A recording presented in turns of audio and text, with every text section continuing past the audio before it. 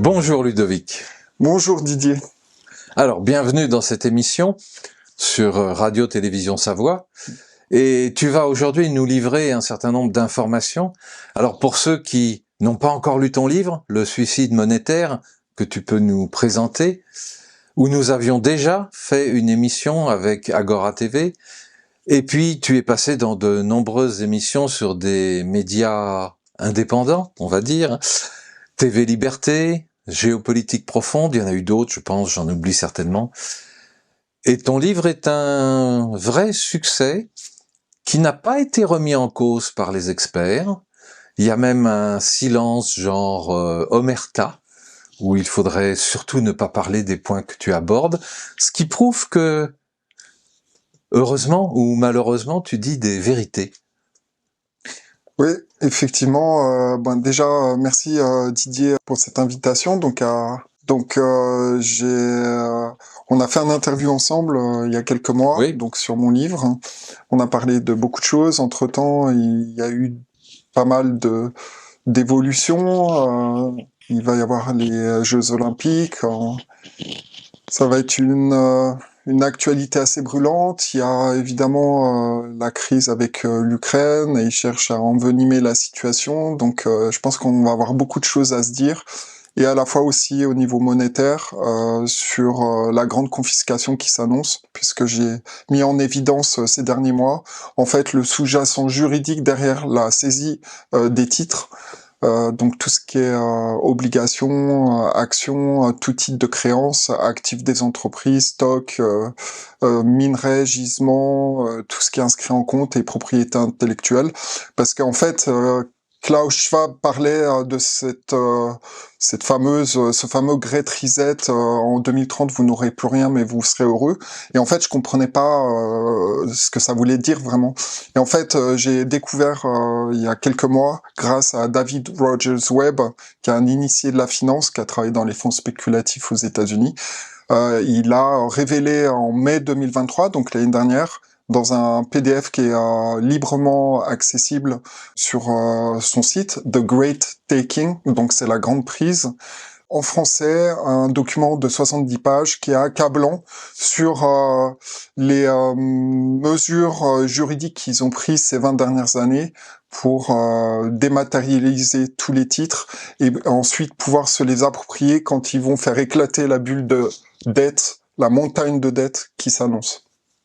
Ah, mais l'été va être chaud, si je comprends bien. Parce qu'en fait, ça se présente, on peut dire incessamment sous peu. Oui, alors effectivement, là, on approche du moment fatidique. On ne sait pas exactement quand ils vont faire éclater cette bulle de dette, sachant qu'il y a quelque chose qui est très important à retenir, c'est que c'est une opération intelligente. C'est une opération intelligente. Depuis plus de 50 ans, ils ont fait en sorte qu'il y ait une bulle de dette qui se mette en place, un endettement des privés, un endettement des États, et de pouvoir créer les conditions d'une gigantesque bulle de dette planétaire, et ensuite de pouvoir utiliser l'éclatement de cette dette qui vont déclencher pour pouvoir en fait saisir la propriété et saisir les titres. Je pourrais expliquer tout à l'heure un petit peu plus en détail ce montage juridique frauduleux qui repose sur une pyramide de Ponzi. Ça ressemble un petit peu à ce qui s'était passé à Chypre il y a quelques années, ce dont tu nous parles. Oui, mais là, la grande différence, c'est que ça concerne toutes les juridictions du monde. Donc, tous les pays du monde entier sont concernés, puisque c'est en référence à une loi qui est dans le marbre, qui a été officialisée en 2006 et 2014, qui est la loi sur l'incertitude juridique des titres transfrontaliers de la Convention de La Haye. Bien. Alors, en clair, ça signifie quoi pour l'épargnant et pour monsieur et madame tout le monde qui ont mis un peu d'argent de côté pour leur retraite ou pour leurs enfants Alors, avant d'aller un peu plus en détail sur cet aspect-là, je vais juste donner un petit peu un contexte par rapport à ce sous-jacent juridique de confiscation, de hold-up planétaire, comme je l'appelle. En fait, ça fait plus de 20 ans qu'ils travaillent sur cette grande confiscation, et il y a plusieurs personnes, 3 personnes principalement, qui ont travaillé sur le cadre légal pour pouvoir s'approprier les titres et donc confisquer la propriété. Donc c'est un plan diabolique qu'ils ont mis en place. Et de la CIA, qui s'appelle William Bill Dancer Jr., qui est un agent de la CIA et qui a travaillé sur la dématérialisation des titres dans l'ensemble des États américains, donc des 50 États américains. Ils ont fait ça, ils ont changé le statut juridique des titres. Ce qu'il faut savoir, c'est que depuis 4 siècles, les titres, donc tout ce qui est actions, obligations, titres de créance, étaient considérés comme des biens personnels. Et ce n'est plus le cas. Ce n'est plus le cas, c'est considéré en fait aujourd'hui comme de l'argent, en fait, tout simplement. Donc, William Bill Dancer Jr. A travaillé sur cette dématérialisation des titres.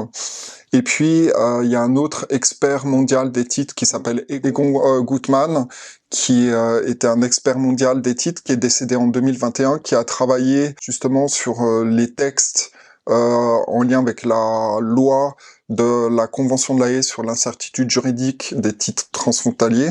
Et puis, il y a un professeur de droit qui s'appelle James Stevens Rogers, un professeur émérite de droit américain qui a travaillé sur ce projet. Donc, c'est les 3 personnes principales qui ont piloté cette fraude, cette escroquerie, qui a consisté à changer le statut des titres. Et aux États-Unis, ce changement a impliqué de modifier le code commercial uniforme, l'UCC, et de pouvoir le faire en fait sans demander l'avis du Congrès. Donc ça s'est fait en coulisses et discrètement.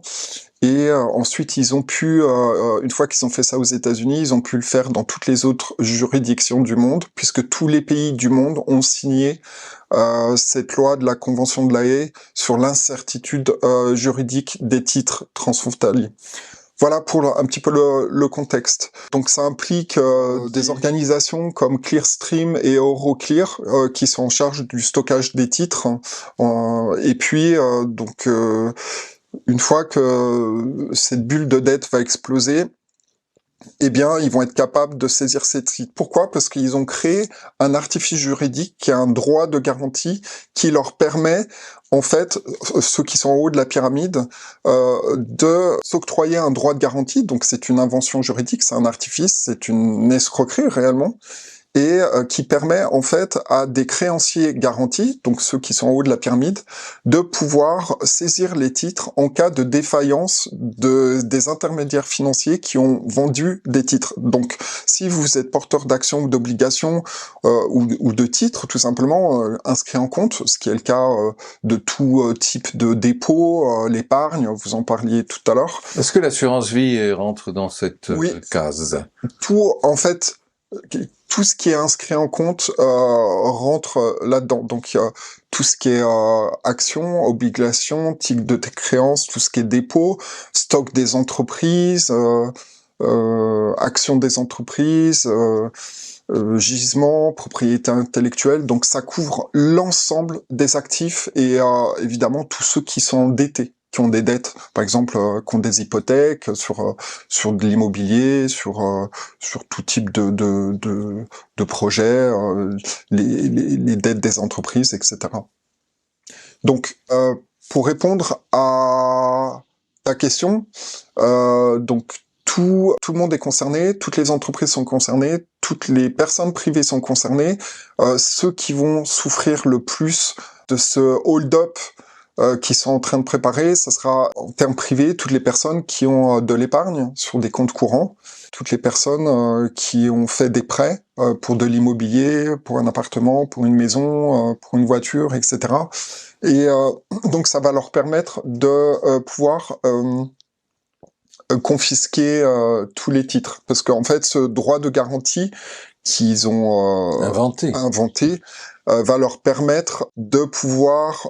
En fait, les personnes qui vous ont vendu des titres, en l'occurrence des actions ou des obligations, par cette construction juridique, peuvent utiliser votre actif comme le leur, comme garantie, à leur propre compte. Et donc en fait, quand le système va s'effondrer, cette pyramide de dette, donc les marchés, il va y avoir un gros crack monétaire et bancaire qui va permettre à ceux qui sont en haut de la pyramide de saisir les titres.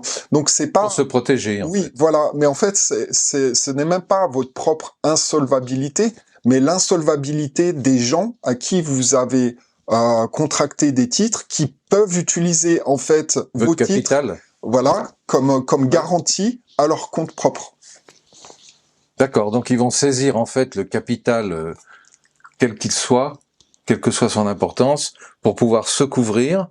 Eux vont éviter la faillite et ils vont mettre tout le monde en faillite. Voilà, exactement. Alors, qui est en haut de la pyramide? On sait que c'est une mafia, la mafia Khazar, financière, très puissante, qui contrôle le système monétaire et bancaire depuis très longtemps. En réalité, ce sont eux aussi qui ont mis en place ce système de banque centrale. On en avait parlé la dernière fois. Absolument. L'idée, c'est de pouvoir saisir la propriété, ruiner l'ensemble de la population mondiale, et ensuite de pouvoir, une fois que tout le monde est ruiné, de changer les règles et d'imposer les règles. Et du coup, ça va coïncider aussi avec l'introduction de monnaies numériques, des monnaies de banque centrale, donc des CBDC, Central Bank Digital Currencies, et parce que leur objectif, on en avait aussi parlé la dernière fois, c'est la suppression du cash. Donc ils veulent mettre en place un système de contrôle très avancé avec une monnaie programmable et un peu à la chinoise. Bon, alors évidemment, je pourrais te poser la question en disant comment se fait-il que les grands médias n'en parlent pas? Mais ça me paraît évident puisqu'ils sont tous à la solde de ce haut de la pyramide. Alors justement, ce qui est intéressant, c'est que déjà les médias n'en parlent pas et il y a beaucoup de politiciens qui sont pas au courant de ça. Je disais tout à l'heure que les titres ont été dématérialisés aux États-Unis sans l'aval du Congrès, donc ça a été fait en toute discrétion, sachant que la personne qui a mis en évidence ça, c'est David Rogers Webb, cet initié de la finance, qui en fait, le PDF sera disponible en description de la vidéo, et je conseille vraiment les téléspectateurs à lire ce PDF de 70 pages pour avoir une idée précise de la structuration de cette escroquerie.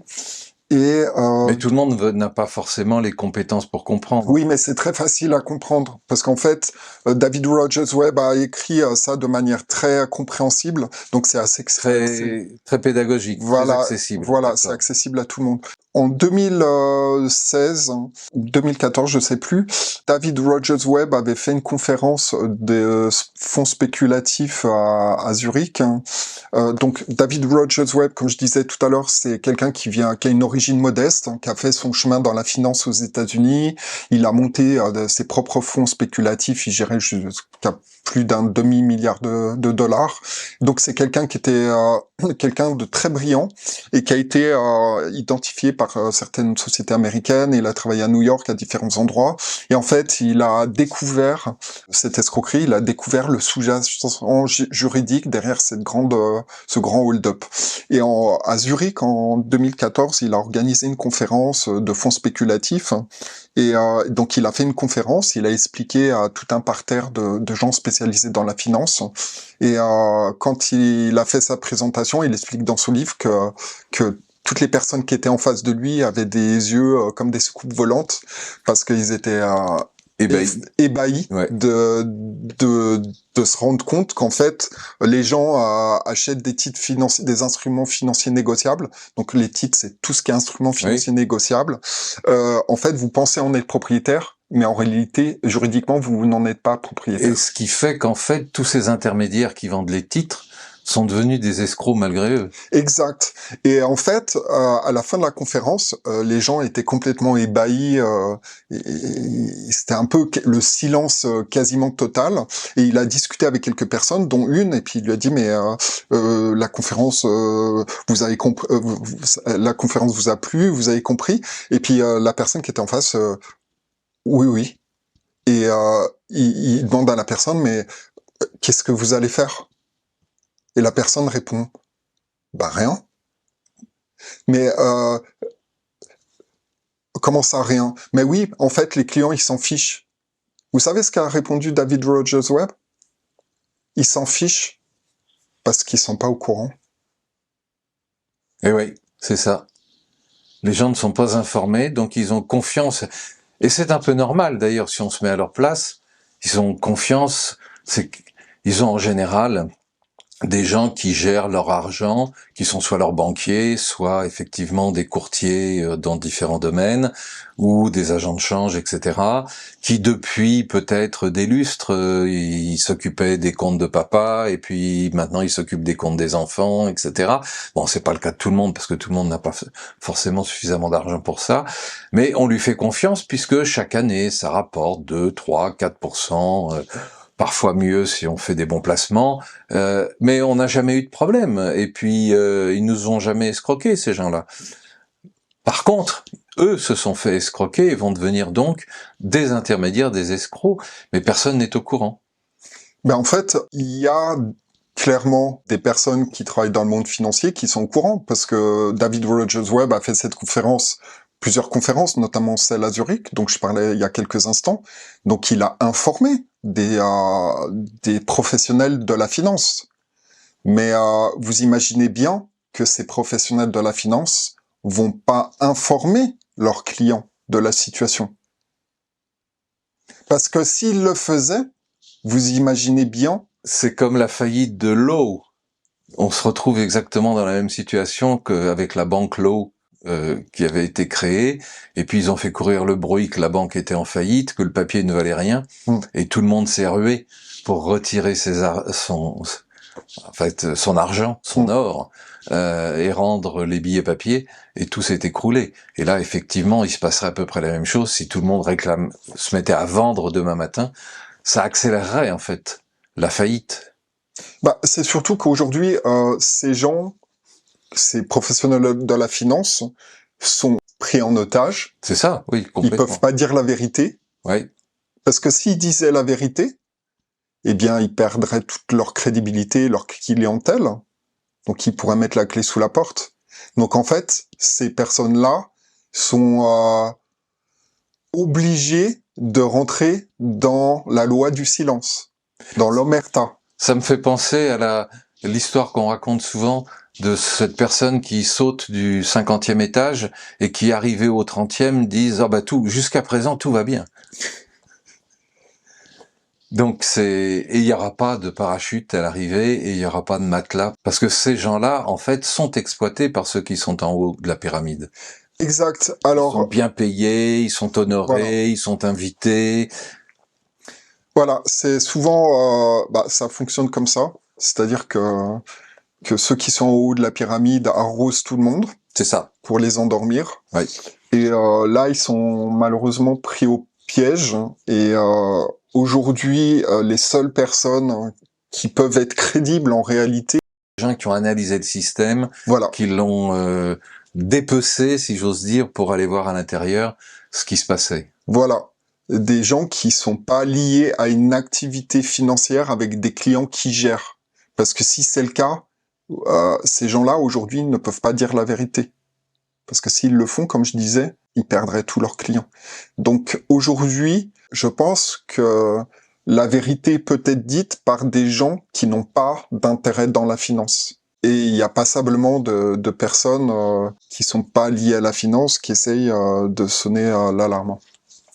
Alors, qu'est-ce que tu conseilles? Qu'est-ce que tu recommandes? Alors, parce que là, si les gens t'écoutent, ça va être la panique totale. Alors, j'ai fait plusieurs interviews où je tire la sonnette d'alarme pour dire qu'il faut débancariser. Donc il faut prendre un certain nombre de mesures. Moi, je propose plusieurs choses. Déjà, il faut sortir tous les avoirs. Ne pas avoir d'avoir en banque sur des comptes. Donc ce qu'on appelle débancariser. Il faut sortir les avoirs. Les sortir de quelle manière? Il y a plusieurs choses à faire. Déjà, il faut acheter de l'or et de l'argent métal en fonction de votre capital. Si vous avez beaucoup de capital, vous pouvez acheter de l'or. Si vous avez un peu moins de capital ou en complément, vous pouvez prendre de l'argent métal. Platine aussi? Oui, ou d'autres métaux qui conservent la valeur et qui sont en réalité la vraie monnaie entre guillemets. C'est ce qui a toujours été utilisé comme réserve de valeur au fil des millénaires. Donc surtout en période de chaos et en période de guerre, l'or et l'argent métal ont été des valeurs refuges. Voilà. Alors juste pour que les téléspectateurs comprennent l'évolution des métaux, depuis le mois d'octobre 2023, l'argent métal a pris 40%. 40%, c'est énorme. Donc il a dépassé les $30 l'once. Et puis l'or a pris 30% depuis le mois d'octobre. Qui était déjà très haut d'ailleurs. Qui était déjà très haut. Donc on est à plus de $2 300 l'once d'or. Donc et ça ne va faire que monter. Et donc il y a quelque chose que j'aimerais spécifier qui est important, c'est que ce ne sont pas les cours du métaux précieux en réalité qui augmentent, mais c'est la quantité de fausses monnaies, de monnaies fiduciaires qu'il faut fournir pour pouvoir acheter ces métaux. Donc l'augmentation du cours des métaux, en fait, qu'on voit, n'est pas une augmentation du cours en tant que tel des métaux, mais de la quantité de fausses monnaies qu'il faut fournir parce que pour les avoir. La monnaie fiduciaire perdant de sa valeur, voilà. Il faut en fournir plus. Exactement. Voilà. Ça, c'est un point important, parce que il faut que ça soit très clair. Alors, ça, c'est la première chose à faire. Utiliser une partie de vos avoirs, votre capital, parce que le vrai enjeu aujourd'hui, c'est de préserver votre capital de la ruine, de l'asservissement et de la privation, parce que c'est ce qu'ils sont en train de préparer. Donc, il faut sortir vos avoirs. Or, argent, métal, les gens qui sont intéressés par l'art, ils peuvent aussi acheter de l'art. Ils peuvent aussi acheter des bijoux, ils peuvent acheter ça se revend mal les pierres quand même, des diamants ou des choses comme ça. Bref, l'art a quand même une solide réputation de conserver la valeur, même si lors d'une grande crise, il peut y avoir une difficulté de liquidité. Mais de manière générale, l'art conserve la valeur. Ça, c'est un autre point. Que penses-tu aussi d'avoir un bout de terrain? Oui, alors, justement, j'allais en parler. Donc, la possibilité d'acheter de l'immobilier. L'acheter de l'immobilier plutôt pas cher en milieu rural avec du foncier. Avoir un terrain, parce qu'il y a un enjeu d'autonomie alimentaire. Absolument. On va d'ailleurs en parler dans une prochaine conférence que l'on donne ici à Lutry, le 10 juin, sur justement la résilience alimentaire et la résilience financière. Donc ça tombe très très bien. Oui, alors effectivement, parce que il y a des pénuries qui sont organisées. Il y a déjà eu des pénuries. Ils sont en train de faire des tests à droite à gauche. Comme par hasard, il y a des exploitations agricoles qui prennent feu. Il y a je sais pas si vous avez entendu, mais il y a des usines agroalimentaires qui prennent feu. Ouais, donc il y a des choses très étonnantes qui se passent. On sait aussi qu'ils cherchent à imposer des farines à base d'insectes. Oui, absolument. Il y a apparemment plusieurs sites qui sont en construction, notamment en France, où en fait ils sont en train de préparer les esprits déjà pour écarter les gens de la viande, en remplaçant ça par de la viande synthétique. C'est vrai que les paies des vaches sont une atteinte à l'environnement. Oui, alors évidemment, parce qu'ils ont un objectif, c'est de réduire le cheptel. bovin. Oui, mais c'est juste pour faire un transfert de... Exactement ce qui s'est passé pendant la Covid. C'est un transfert de richesse. C'est-à-dire qu'on fait passer la richesse agricole et on la transfère à la richesse industrielle. Voilà. Et puis, en fait, pour eux, les animaux et les bovins, enfin les animaux en général, c'est un problème parce ils peuvent pas les contrôler. Donc, en imposant un nouveau régime alimentaire par de la propagande, on voit que les médias parlent de ces farines d'insectes, Oui, commencent à parler en permanence, et puis surtout, il y a une culpabilisation du public sur absolument. leur mode de consommation, soit disant que les gens mangeraient trop de viande, soit disant que C'est mauvais pour c'est le cardiaque, oui. voilà, que pour le réchauffement climatique, donc il y a cette hystérie climatique qui tourne en boucle, évidemment, et donc ces gens-là sont là pour faire peur, Bien sûr. faut le comprendre, Oui, mais et culpabiliser en permanence les gens. d'un autre côté, si on t'écoute, hein, et je t'écoute depuis maintenant 30 minutes, et je me dis, mais t'es aussi en train de nous faire peur. T'es un comploteur ou un complotiste? Alors moi, je suis pas là pour faire peur, je suis là pour donner les faits. Une fois que les faits ils sont posés, il faut prendre ses dispositions pour comprendre les enjeux, l'agenda, où ils veulent nous mener.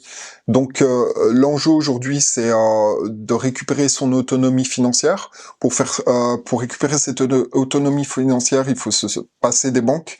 Donc il faut sortir ses avoirs des banques.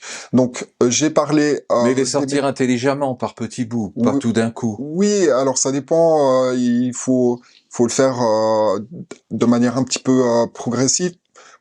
Parce que je sais qu'en France, les banques posent la question aux clients ce qu'ils vont faire de leur argent quand ils sortent des sommes un petit peu élevées. Donc il y a donc la possibilité d'acheter des métaux, comme j'ai dit, de l'immobilier, Du terrain. être autonome à la campagne, pouvoir avoir un jardin et Assuré. Ouais. anticiper des pénuries. Et voilà, ceux qui vont avoir le plus de problèmes, c'est ceux qui sont en ville. Si y a une rupture de la chaîne alimentaire, qu'il y a des magasins qui sont pas ouverts, les gens ils vont faire comment pour se nourrir?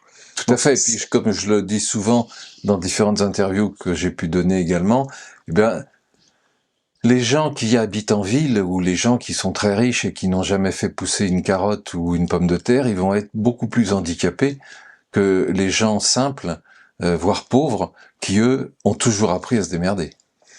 Exact. L'autre option aussi qu'il y a pour les gens qui connaissent la crypto, il y a des possibilités de se procurer des cryptos complètement adossés aux métaux précieux. Moi, Oui, c'est ce que j'allais te dire, parce que là, il y a crypto et crypto. voilà. Il faut trouver de la crypto adossée à l'or ou à l'argent ou aux platines, etc. Voilà, exactement. Donc moi, je connais deux sociétés qui font ça. C'est Kinesis, c'est une société australienne, et LODE, LODE.one, LODE.one. LODE, c'est le projet le plus avancé au monde, qui va beaucoup se développer à l'avenir. C'est à 100% adossé aux métaux précieux, donc de l'argent, de l'or, AGX pour l'argent, AUX pour l'or, et puis qui permet aussi de se faire livrer. Alors AGX, AUX, ça ce sont les codes. Hein, c'est les noms des cryptos. absolument. Donc il y a un jeton natif qui s'appelle LODE, LODE, qui permet de faire fonctionner l'oracle monétaire, qui est basé d'ailleurs sur le Blockchain Act du Liechtenstein, une législation pionnière, solide, fiable, avec des smart contracts, des preuves de réserve en temps réel. Et donc la possibilité surtout, qui est important, c'est la liquidité. Parce que si vous avez des métaux chez vous, de l'or ou de l'argent, c'est bien. C'est bien d'avoir en complément, mais c'est pas vraiment liquide. Alors qu'avoir de la crypto en argent métal et en or, c'est immédiatement liquide. Pourquoi? Parce que déjà, vous pouvez acheter de l'argent métal au gramme, et puis acheter de l'or au milligramme, et puis le système LODE qui est en train de se développer au niveau mondial va permettre aux gens avec une carte, Visa ou Mastercard, de pouvoir acheter, faire leurs courses avec de l'argent métal. Donc il y aura une conversion automatique de leurs avoirs en argent métal en monnaie fiat, en euros, en dollars, en francs suisses. Voilà, donc ça apporte une grande liquidité. Donc ceux qui sont à l'aise avec les cryptos peuvent acheter donc des cryptos 100% adossés aux métaux précieux. Donc il y a Kinesis et LODE, LODE.one, que je connais, qui sont vraiment en train de se développer. Ils vont avoir toute la partie privée, et puis ils vont aussi développer ça pour les institutionnels. Et aussi, chose importante, pour la confiance, ceux qui veulent se faire livrer leurs jetons chez eux, ça sera aussi possible très prochainement. Alors, il y a d'autres solutions qui ont vu le jour, parce qu'il y a des villages ou des villes où la monnaie, c'est un bout de papier qui a une certaine valeur pour permettre d'échanger une prestation de service ou acheter son beefsteak, acheter ses carottes, etc., etc. Et est-ce que c'est pas non plus une solution pour un pays complètement indépendant de recréer sa propre monnaie et de remettre en place une économie sur sa propre monnaie? Parce qu'en fait, en finale, si on a sa propre monnaie et que il y a la confiance entre le commerce et les particuliers, ça peut parfaitement fonctionner. Oui, alors de toute façon, moi je suis pour une sortie de l'euro, ou plus vite, sortie de l'Union européenne de manière générale, parce qu'on a un régime à Bruxelles qui est un régime nazi en fait. C'est une résurgence du nazisme. L'Union européenne a été créée par les nazis, puisqu'en fait ce sont les collaborateurs d'Hitler qui avaient dicté les règlements, et si on regarde l'organigramme depuis la création de l'Union européenne, les premiers qui ont occupé les postes clés étaient d'anciens nazis mis en place par les États-Unis. Exact. Donc en fait, il y a beaucoup de gens qui ne réalisent pas et qui sont toujours dans une forme d'aveuglement, que le nazisme n'est jamais mort. Il ne fait que ressortir à nouveau, donc c'est l'histoire qui se répète. Et on voit bien que les autorités à Bruxelles, la Commission européenne, est totalement hors de contrôle. C'est-à-dire qu'ils prennent des décisions dont ils n'ont pas les prérogatives en termes militaires, financiers, etc. Von der Leyen qui achète pour des milliards de vaccins via alors qu'elle n'est SMS. pas élue, qu'elle ne représente pas le peuple. Voilà, ni élue, ni qu'elle représente pas le peuple. Donc voilà, donc on a des autorités européennes qui sont complètement despotiques, qui sont hors de contrôle, et il faut que la France, qui est dans l'Union européenne suite au traité de Lisbonne, on a poussé la France, on a poussé les Français dans l'Union européenne, alors que les Français avaient refusé en 2005 avec le traité de Maastricht. Donc il est très important que la France puisse récupérer sa souveraineté, son identité et son autonomie financière. Donc elle ait la possibilité à nouveau de mettre en circulation un franc français qui soit complètement adossé aux métaux précieux. Donc ça c'est hyper important, qu'il y ait une abolition du cours légal, c'est-à-dire qu'il y ait d'autres monnaies qui puissent être en concurrence. Et personnellement, moi je pense qu'il est très important d'inscrire dans la Constitution que toute personne qui aura cherché à manipuler le système monétaire soit passible à la peine de mort. Carrément. C'est fort ce que je dis, mais je pense qu'il faut absolument que ça soit inscrit dans la Constitution, que toute personne qui aura comploté pour manipuler le système monétaire et créer un système monétaire basé sur de la fausse monnaie soit passible de la peine de mort. Parce que là, on est arrivé dans une situation tellement dramatique que c'est en permanence l'histoire qui se répète. Tu vas pas avec le dos de la cuillère, toi? Non. Pas cette fois-ci. Pas cette fois-ci. Non. Alors, on peut retrouver toutes tes informations sur ton site? Oui. Alors, mon livre, Le suicide monétaire aux éditions Maya est disponible sur toutes les plateformes de... Montre-le nous un peu plus longuement. Oui, toutes les plateformes, rapproche-le. Toutes les plateformes Voilà. en ligne. Et donc particulièrement sur le site de l'éditeur, les éditions Maya, puisqu'ils offrent les frais de port. Et donc voilà, moi j'ai écrit ce livre en fait en 122 pages pour tout le monde. N'importe qui peut lire ce livre, un ouvrier, une infirmière, un cadre, un PDG. Donc c'est fait pour tout le monde, c'est très pédagogique. D'ailleurs, je tiens à préciser qu'il y a des ouvriers ou des gens, j'allais dire plus bas dans l'échelle sociale, qui comprennent beaucoup mieux tout ce qui est en train d'arriver que des cadres supérieurs qui ont été façonnés à la doxa. Voilà, et donc j'ai aussi parlé des activités de la Banque nationale suisse. J'avais déjà eu l'occasion de le faire sur les expositions en devises considérables qu'elle opérait, son bilan qui a explosé. Donc j'ai aussi parlé de ce scandale de la Suisse qui a rejoint le Fonds monétaire international. Le Fonds monétaire international, je l'ai déjà expliqué, mais est en fait une organisation qui permet de contrôler un système de fausse monnaie en lien avec la Banque des règlements internationaux à Bâle et puis la Banque mondiale. Donc toute une constellation d'organisations qui travaillent de concert avec les Américains et puis les Anglais sur ce système monétaire frauduleux qui a été mis en place par une mafia financière très puissante, de familles financières très puissantes qui sont à l'origine de la création des banques centrales.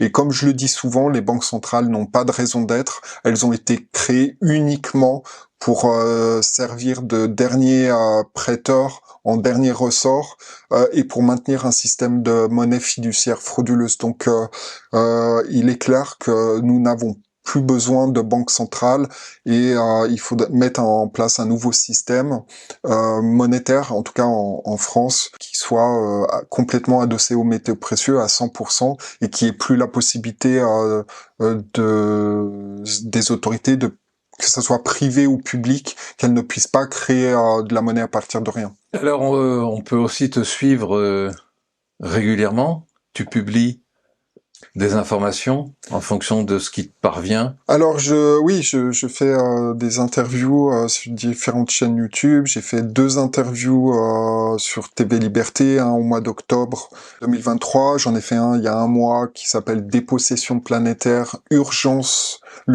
d'une monnaie or et argent. Où là j'explique en fait l'enjeu de cette grande confiscation et la saisie des titres qui a été préparée de longue date par cette cabale financière. Et donc je sonne l'alarme pour les gens qui ont des avoirs en banque et conseille vraiment de tout sortir les avoirs et de mettre le capital à l'abri en achetant des métaux, or, argent, si possible en Suisse, parce qu'on peut acheter facilement de l'or et de l'argent en Suisse. Et puis de l'immobilier plutôt pas cher à la campagne, avec du terrain pour être autonome financièrement. Ceux qui sont à l'aise avec les cryptos peuvent prendre aussi de la crypto. J'ai pas trop parlé Bitcoin. Du Bitcoin, je peux en parler brièvement là. Maintenant, moi, je suis pas contre le Bitcoin. Ceci dit, le Bitcoin consomme beaucoup d'énergie. Il y a des preuves de travail qu'il faut fournir, mais en réalité, malgré ce que disent les fondamentalistes bitcoiners, il n'y a pas de valeur intrinsèque derrière. C'est du code. Oui. C'est du code. Pour moi, le Bitcoin est utilisé comme monnaie, mais ce n'est en réalité pas une monnaie en tant que telle. Non, ça rejoint pour moi un petit peu ce qu'on appelle les monnaies libres, ou qui permettent justement à des régions de s'en sortir. C'est le fameux film La monnaie miraculeuse qui démontre qu'effectivement on peut créer une monnaie et faire vivre tout un pays et tout un village sans pour autant que ce soit adossé à des valeurs tangibles. Mais évidemment, ça repose sur une autre valeur essentielle qui est une valeur humaine, qui est la confiance. Donc par rapport au Bitcoin, je voulais terminer en disant que pour moi c'est pas une vraie monnaie, c'est utilisé comme monnaie, mais c'est en réalité un produit financier spéculatif. Une monnaie qui a une valeur avec des hauts et des bas en dents de scie, de manière brutale. Pour moi, ce n'est pas une vraie monnaie. Elle n'a pas la stabilité. D'autre part, ce qu'il faut savoir, c'est que le Bitcoin est alimenté par de la fausse monnaie. Donc, il y a énormément de fonds spéculatifs qui achètent et qui vendent des jetons. Donc, oui, mais ça, c'est un peu comme en bourse où il y a des gens qui font des opérations, qui se mettent à acheter des paquets d'actions pour faire monter, puis qui revendent, etc. Donc, ça, c'est ce que fait BlackRock, d'ailleurs, avec ces fameux ordinateurs qui tournent à la milliseconde. et qui font monter les cours et qui les rabaissent en fonction de leurs besoins. Exactement. Donc, il y a des fonds qui manipulent le cours du Bitcoin, c'est clair. D'ailleurs, le Bitcoin, bon, c'est pas vraiment liquide parce qu'on peut pas acheter un café, on peut pas faire ses courses avec. C'est surtout pour les grosses transactions. Je suis pas contre le Bitcoin, mais attention, c'est du code. Ce code peut être craqué, peut-être qu'il est déjà craqué par la NSA, on n'en sait rien. Donc voilà, il faut mieux prendre des cryptos complètement adossés à du réel. Alors, je voulais juste dire un dernier mot, parce qu'il y a beaucoup d'informations négatives qui est disséminées en permanence pour faire peur aux gens par rapport à ce qui se passe. Il y a des feux qui sont ouverts à droite à gauche pour faire diversion et empêcher les gens de garder leur ancrage. Et c'est très important de comprendre qu'on a une période particulière de gros changements qui est aussi liée à une dimension initiatique, un changement d'énergie, un changement vibratoire. Et donc c'est très important de vraiment s'ancrer à la Terre parce qu'il y a des choses très chaotiques qui vont se développer, en tout cas pour un temps, mais qui va permettre par la suite de construire autre chose et de garder confiance et de garder la foi surtout, parce qu'il y a des choses exceptionnelles qui vont se mettre en place suite à ce chaos. N'oublions jamais qu'avant toute chose, nous sommes dans une guerre spirituelle. Voilà, nous sommes en guerre. Nous sommes en guerre contre un prince, et ce prince, c'est le prince des ténèbres. Merci Ludovic, et à bientôt j'espère. Merci beaucoup Didier.